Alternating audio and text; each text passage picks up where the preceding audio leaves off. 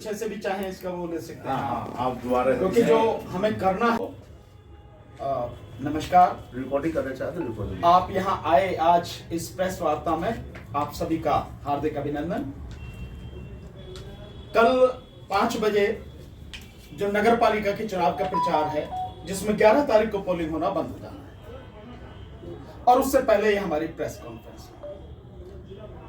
हम जो देख पाए हैं कि मोदी नगर में शहर में क्या स्थिति है, क्योंकि नगर पालिका के चुनाव में तो बेहतर यह है कि उसका जो एरिया है, उस एरिया की क्या समस्याएं हैं, उनका समाधान क्या हो सकता है, हम अपने आप को वहीं तक सीमित रखें। बाकी बात का कोई अर्थ मैं नहीं समझता। इसीलिए हमने जो पूरी घूम घूम के मोदी नगर में देखा है, हमने जो समस्या पाई है और उनका हम समाधान किस तरह से करेंगे। हमारे कैंडिडेट माननीय कृष्णपाल सिंह जी, जो उन्होंने अब तक का, आप सब जानते हैं, वो भी स्वयं पत्रकार रहे हैं, 30-35 साल से लगातार सामाजिक और राजनीतिक क्षेत्र में सक्रिय हैं। तो जो उन्होंने देखा है वो समस्याएं हमारे इस पेपर में लिखी हैं, और उनका समाधान किस तरह से करेंगे वो लिखी हैं। और हमारी ईमानदारी का हिसाब आप इस बात से लगा सकते हैं कि हम इसमें जिस चीज को हम कर सकते हैं उसको सीधे सीधे लिखा है कि हम इसे करेंगे, और जो हमारे हाथ में नहीं है, केंद्र सरकार या राज्य सरकार के हाथ में है, वहां हम प्रयास करेंगे कि वो समस्या हल हो, क्योंकि है तो लोगों की समस्या। हमने वहां वही शब्द इस्तेमाल किया कि हम उसका प्रयास करेंगे। तो हमें जो नजर आया है यहां पे इस चुनाव में सबसे बड़ी एक समस्या है, जो 50,000 लोगों को, इस मोदी नगर की 27 कॉलोनियों को सीधे सीधे प्रभावित कर रही है। और ये बैठे बैठा ऐसा है कि जैसे अचानक किसी के घर एक्सीडेंट हो जाए, कोई परिवार का व्यक्ति चला जाए, मतलब इस तरह की घटना पर किसी व्यक्ति की क्या हालत होगी, वो इस शत्रु संपत्ति से हुई। जिन लोगों की यह संपत्ति है वो उनकी संपत्ति है, उन्होंने अपनी खून पसीने की गाड़ी कमाई से वो खरीदी है, बनाई है, वो उनकी धरोहर है। और अचानक सरकार कहती है कि ये संपत्ति ना आप बेच सकते हैं ना आप खरीद सकते हैं। क्यों भाई? क्योंकि शत्रु संपत्ति है। भाई यहां कहां से शत्रु आ गया?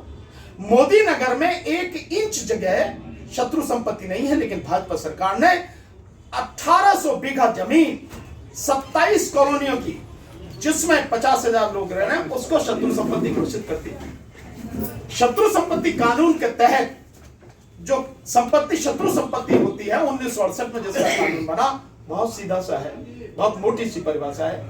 1965 में चीन के साथ में जो हमारा युद्ध हुआ, और 1971 में पाकिस्तान के साथ जो युद्ध हुआ, उस युद्ध में जो लोग पाकिस्तान का और चीन का साथ दे रहे थे, वो देश के शत्रु थे। यह व्यक्तिगत शत्रुता का कोई लेना देना नहीं है, देश की शत्रुता का है। तो जो लोग देश के शत्रु थे और वो यहां से चले गए, उनकी जो संपत्ति यहां रहेगी, वो शत्रु संपत्ति कहलाती है। कहां है? मोदी नगर में किस कोने में है शत्रु संपत्ति?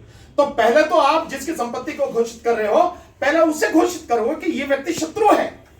तो क्या उस समय की किसी न्यूज़पेपर में ऐसा कहीं छपा है? क्या किसी सरकारी दस्तावेज में ऐसी कोई बात है?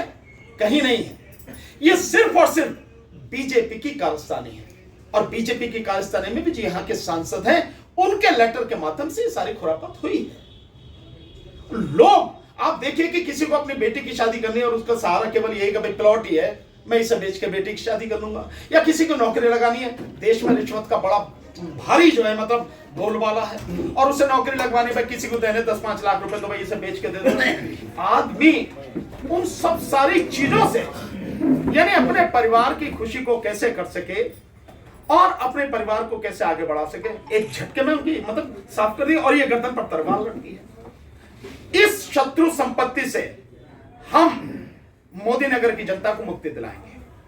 लोग हम पे विश्वास कर सकते हैं, क्योंकि लोग हमें जानते हैं कि आज तक हम किसान आंदोलन में 13 महीने सरकार के खिलाफ कंधे से कंधा मिला के लड़े। हम CA/NRC के आंदोलन में लगातार लड़े, पूरे देश में लड़े। सरकार की हिम्मत नहीं है कि आज भी CA/NRC का कानून लागू कर जाए, किसान कानून वापस लिए सरकार ने। हम जो फौजी हैं, उनकी फौजियों की जो 1 रैंक 1 पेंशन की लड़ाई है, उसमें साथ खड़े हैं। इस तरह से हमने, और लगातार यहाँ पे उत्तर प्रदेश में आप जानते हैं 2017 में आंगनबाड़ियों का आंदोलन चला था 2 महीने पूरे। या मोदी नगर में भी बहुत आंगनबाड़ी है। मेरा नाम और चौधरी कृष्णपाल जी का नाम बताएंगे, अपना वो समझ जाएंगे कि कौन है। उस लड़ाई में कंधे से कंधा मिला के साथ लड़े।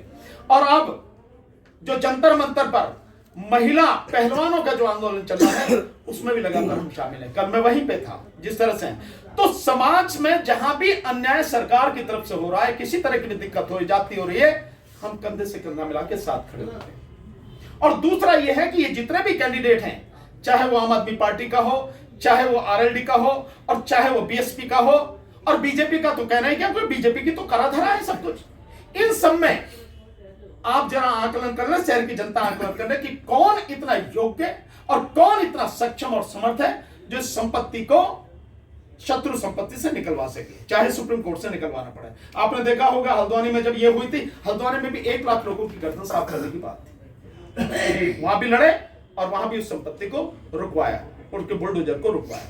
हम इसमें समर्थन। इसके अलावा आप लगातार देख रहे हैं लोगों की सांस फूल जाती है, घंटों जाम रहता है, चाहे आपके इतने बड़ा रेलवे फाटक हो, चाहे हापड़ वाला रेलवे फाटक हो। आपने सीवर लाइन देखी, 400 करोड़ रुपए का घोटाला, जो मापदंड होने थे उनके अनुसार हुआ नहीं। और उसमें भी भेदभाव देखो कि इधर वाले यानी कि पश्चिमी मोदी नगर आप जिसे कहेंगे उसमें तो पड़ी है, पूर्वी मोदी नगर इतनी बड़ी आबादी, उसमें सीवर लाइन ही नहीं, मतलब ये भी भेदभाव है। और इसके अलावा देखें ठेली पटरी वाले जो है, टेम्पो वाले जो है, किस तरह से वसूली की जा रही है, पुलिस प्रशासन द्वारा वसूली की जा रही है। क्या वो इंसान नहीं है क्या?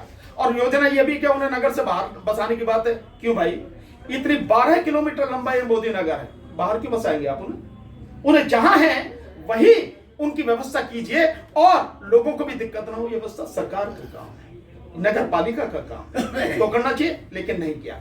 इसके अलावा पूरे आप देखिए कहीं शौचालय हैं, साफ सुथरे शौचालय, सार्वजनिक शौचालय, और विशेषकर महिलाओं के लिए, आदमी महिलाओं के लिए क्या है, कहीं कुछ नहीं। इसके अलावा और जो समस्याएं हैं, जैसे पार्क हैं, उनका आधुनिकीकरण होना चाहिए, उनका साफ सुथरा स्वच्छ होना चाहिए। जो मूर्तियां सभी महापुरुषों की इसमें लगी हैं पूरे शहर में, वह उनको तरीके से फाइबर ग्लास के माध्यम से ढक के साफ सुथरी तो है, वहां लाइटिंग की व्यवस्था हो। ये सारी की सारी जो चीजें हैं, समस्या है लगातार। सार्वजनिक पार्किंग की कोई समस्या नहीं है, इतना बड़ा महत्वपूर्ण शहर है। और आप देखिए कि ये जो चिमनी का धुआं है, इस शुगर मिल का धुआं जो है, मैं रह रहा हूं जहां, वहां लगातार आ गिरे तो मेरी आंखों का देखा हुआ है, तो लोगों की क्या हालत होगी आप इससे अंदाजा लगा सकते हैं। तो ये सारी समस्याएं हैं, इन सारी समस्याओं का समाधान निश्चित रूप से हम करेंगे। और जो हमारे हाथ में नहीं है उसके लिए हम राज्य सरकार से लड़ना पड़े, केंद्र सरकार से लड़ना पड़े, उसके लिए हम उससे लड़कर मोदी नगर की जनता की बेहतरी के लिए जो काम हो सकता है हम वो करेंगे। समाजवादी पार्टी से मोदी नगर नगर पालिका परिषद के चेयरमैन पद के उम्मीदवार कृष्णपाल सिंह, चुनाव चिन्ह साइकिल। सम्मान और स्वाभिमान से जीना है तो लड़ना होगा, लड़ना है तो पढ़ना होगा, तो ध्यान से पढ़ें।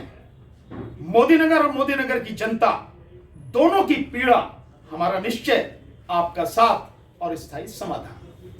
ऐसी कोई समस्या नहीं है कि इंसान चाहे उसका समाधान करना चाहे न हो सके, बशर्ते इच्छा होनी चाहिए।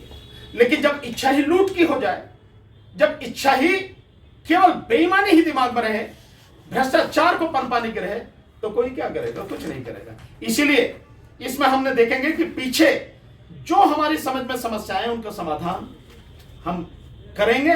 और क्या वो समस्या है बाकायदा जो हम करेंगे वो हमने लिखा है। 22 इसमें पॉइंट है। जैसे शत्रु संपत्ति है जिसमें 27 कॉलोनी जो मैंने भी बताया, 50,000 लोग बेघर, इसको भाजपा सरकार की घिनौनी साजिश से मुक्ति दिलाएंगे। नगर पालिका सभी आप देखिए बड़े मजा की बात है, 10 साल हो गए, 25 साल हो गए, और कर्मचारी बेचारे जो सफाई कर रहे हैं कच्चे के कच्चे, पक्के नहीं होंगे भाई। मतलब जिस तरह से शोषण किया जा रहा है, शोषण की भी कोई सीमा होनी चाहिए, कुछ नहीं। तो जो कच्चे कर्मचारी हैं उनको पक्का किया जाएगा, जितनी जगह खाली है भरने का प्रयास किया जाएगा, वेतन बढ़ाया जाएगा। इस तरह से शोषण हो रहा है। लाइन पार की सीवर लाइन मैंने बता दी, रेहड़ी पटरी वालों का बता दिया, तिबड़ा रोड रेलवे लाइन का बता दिया। फल एवं सब्जी मंडी है उसका आधुनिकीकरण होना चाहिए, उनके लिए स्थायी जगह होनी चाहिए। शुगर मिल का मैंने आपको बता दिया। पशु घूम रहे हैं, बेसहारा पशु, कोई व्यवस्था नहीं है किसी भी तरह की, भाई उनके लिए व्यवस्था करो। तो हमारा यह है कि अगर मोदी नगर की जनता ने हमें मौका दिया तो बेसहारा पशु जो है, जो बेघर पशु हैं, उनके लिए बाकायदा अच्छी एक पशुशाला जिसमें बाकायदा डॉक्टर भी रहे, चिकित्सालय भी रहे, बना तो देते पशुशाला, लेकिन बीमार हो जाए उसका कोई इलाज नहीं है। पशु बीमार हो जाए कोई इलाज नहीं, मर जाते हैं। आपने देखे होंगे कितने मरे होंगे, मतलब 10-10, 20-20 जो गायें हैं एक साथ मर जा रही। यही स्थिति तो काय के लिए बना रहे हो? इसके अलावा सार्वजनिक शौचालयों की व्यवस्था बताई हमने, पार्किंग की व्यवस्था, ये हमारा मुद्दे रहेगा। और साथ में देखेंगे पानी भर जाता है बरसात में, ड्रेनेज सिस्टम जो जिस तरह से कोलैप्स है उसको ठीक करना बहुत जरूरी है। कि कोई एक बैठने की जगह है, कहीं बैठने की जगह किसी सरकार ने, किसी नगर पालिका ने, कितनी जगह चाहिए आपको बैठने के लिए? कम से कम एक ऐसी व्यवस्था तो होनी चाहिए। तो हमने रखा है कि पत्रकारों के लिए पत्रकार भवन हम बनाएंगे। और इसके अलावा जो वार्ड मेंबर है, वार्ड मेंबर भाई मेंबर ही तो है, वो जनता का प्रतिनिधि है, उसके काम करने की कोई एक जगह होनी चाहिए। तो वार्ड मेंबर के लिए एक कार्यालय होना चाहिए, ये भी हमारी इसमें है। इसके अलावा हाउस टैक्स, पानी का बिल और जो जन्म में मृत्यु प्रमाण पत्र है। जब आप डिजिटल इंडिया की बात कर रहे हो तो ऑनलाइन इन्हें क्यों नहीं करते आप? होना नहीं चाहिए, ऑनलाइन इसको करेंगे ताकि लोगों को दिक्कत ना हो। और एक ऑनलाइन पोर्टल भी बनाएंगे कि जो भी समस्या नगर पालिका से हो उन्हीं पर बताएं और उसी से उसका समाधान हो। लोग आते हैं, कई बार घटना हो गई, क्या सरकार उसे हटवा नहीं सकती? जरा सी देर का काम है, मानवता का काम है, हटवाना चाहिए। तो मदीना मस्जिद के अंदर जो 11,000 वाट की हाई टेंशन वायर है उसको हटवाया जाएगा। साथ में जो बेगमाबाद का जो वो है कब्रिस्तान को जिस तरह से मतलब उसके बीच में से रास्ता बना दिया गया है, कोई मतलब तरीका होना चाहिए भाई। कब्जा भी करो तो यार कहीं तो छोड़ो कोई जगह, उसके विषय में भी सारी कार्रवाई की जाएगी। शमशान घाट, आप जानते हैं कि जिस तरह से आज देश की आबादी बढ़ रही है, होना ये चाहिए कि इलेक्ट्रिफिकेशन शमशान घाटों पर होना चाहिए, जिससे पेड़ कटने से बचें, लकड़ियों का कम से कम प्रयोग हो। और शमशान घाट भी ढंग के होने चाहिए, साफ सुथरे होने चाहिए। आप दिल्ली में चलिए, कुछ शमशान घाट इतने खूबसूरत बना दिए गए हैं, जाते हैं तो आराम से बैठते हैं, इवन एसी भी लगे हुए हैं। निगमबोध घाट पे आप जाइए, एसी लगा हुआ है। कई ऐसे शमशान घाट है भाई, हम ही तो जा रहे हैं यार, हमारे जो प्यारे थे उन्हीं को तो हम आज जो है अंतिम संस्कार उनका करके आ रहे हैं, तो बैठने की जगह तो होनी चाहिए ना ढंग से। ये थोड़ी है कि मैं कहीं भी जाके जो है गंदे संदे में उसको मुर्दे को फेंक दो आप। उसकी व्यवस्था नवीनीकरण, सौंदर्यकरण किया जाएगा। उसके विरुद्ध काम किया है सरकार ने, और सरकार ही सब कुछ नहीं है। सरकार के कितने ही फैसले कोर्टों द्वारा बदले गए हैं, सरकार के कितने ही फैसलों पर जो जन विरोधी हैं कोर्ट ने रोक लगाई है। मुझे पूरा विश्वास है जिस तरह से हल्द्वानी के मुद्दे में सरकार कोर्ट ने रोक लगाई, सुप्रीम कोर्ट ने, और वहां की 1 लाख जनता उसके घर टूटने से बच गए, निश्चित रूप से न केवल ये बचेंगे बल्कि शत्रु संपत्ति जो लिखी हुई है, फर्द में जो लिखी हुई है, ये भी हटने के आदेश होंगे, ये भी हटेंगे। वकील साहब, हल्द्वानी और यहाँ मामला अलग अलग है। वहाँ लोग बैठ गए थे, धरना प्रदर्शन महीनों तक जारी रहा, लेकिन यहाँ अभी ऐसा कुछ नहीं है। मुझे नहीं पता, ये जानकारी तो आप जानते हैं, लेकिन मैं जिस तरह से लोगों से बोल रहा हूँ, मेरी जानकारी में ये आया है कि लोगों ने 1 साल से लगातार इसके विषय में आवाज उठाई। हो सकता है उनके कार्य करने में कहीं कोई दिक्कत रही हो, पर हमारी इस तरीके से पब्लिक यहाँ जुड़ नहीं पाई थी, किया था कुछ लोगों ने। मैं आपकी बात को मान लेता हूँ, तो मुझे भी क्यों यहाँ आने के बाद, ईमानदारी की जो बात है मैं वही बताऊंगा, मुझे भी यहाँ आने के बाद इस समस्या का समाधान हुआ है, पता लगा है। आप निश्चित रूप से इसकी गहराई में जाके लोगों को बताएंगे, और जन आंदोलन की जरूरत पड़ेगी तो जन आंदोलन होगा, पूरे शहर को जाम करेंगे, जरूरत पड़ी तो आगे तक भी लोकतांत्रिक और संवैधानिक तरीके से जो करना पड़ा वो हम लोग करेंगे।